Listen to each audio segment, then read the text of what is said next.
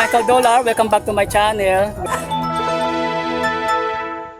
Di ba pag-uratan na kwan, celebrate sa ato Independence Day, no? Ano sa may gustong na makamit na kalayaan? Maubos na ang presyo ng kuantanan mga palitonon. Kaya man, nagmahalan ka kumasaman? Oo, labi na dyan mga bugas kuman, mga gasolina or tanan. Kalayaan dyan, for example, doon, yan ay mga kuan ba na ito pang gobyerno kuman.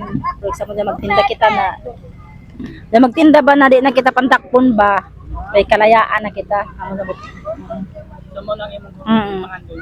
Kaya karang kasagaran diri sa kuan, aram magunadakop diri. Kung magsadyo ka pag dispidak pong ka, ano yung mga paninda, namo na number 1. Inin, masuod kita sa mga politiko. Dadon mula ang sila na bawal kuno ang mga kuan nito magsudsod, bawal suspension, tagbawalan.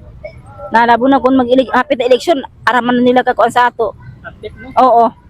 Makinhang lang kita nan ang nakalisod na kita kumana panahon dito pag inanglanon dili kita basa-basa makakuha dahil sa ina. Number 1 zone. Ano mo kung mga opisyalis? Salamat ka po.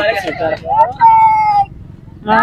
Sa ako man, sa imutan ang ato mga opisyalis ko man, o may yung pagbati sa ila. Nah, baka nawad-an ako ng kuan. Minute. Oo. Number 1 zone.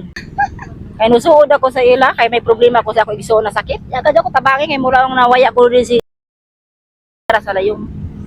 Yan number 1 ako. So may yan na mensahe. Last.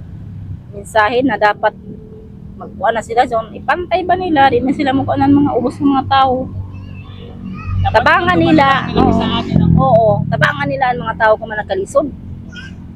Nila tabangan ang mga kwartahan naman noon. Isa ng pagkakwartahan ng mga corruption sila. Isa ko sila pagkakwartahan. Ang mga pobre, may isang pagka-pobre. Okay, last ma'am, shout out sa iyong mami ko, amiga. May shout out na sa ila. Shout out sa Regal. Tana na. Mahalina na ako kumanarang kadako, kadya ako bayron. Sir, ako bayron lagi sa arawan, di ako arawan. Isip ko sa kabatanon, I think the way we can do at the least is to pray for our nation na may mong ma-acknowledge nila si God amid sa panghitabo. We can't do by our own strength kay bisan money itself diligad niya ma-plaster ang way sa atong government no kay lang pa with involve ang kwarta mo ko jud mahuna na dili maradaw. So the thing that we can do right now is to pray for our nation. Kailangan pang pulong, blessed is the nation na ang Ginoo mao'y nagmugna nining kalibatan na. It is hard to see the future here in the Philippines if ang naggunit gani sa gobyerno is dili masaligad. So what I agree sa what giingon ni Kuya is trust God lang good and pray for our nation kay surrendering our nation to God really helps our nation good.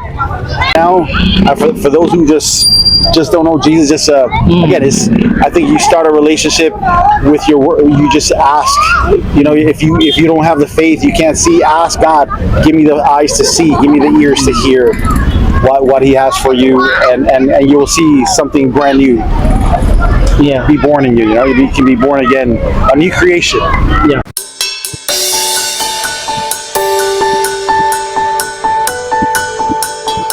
God is good all the time. Maraming salamat once again, Michael Dollar. God bless you all. Tanda po natin lahat na mahal tayo ng Panginoong Iso.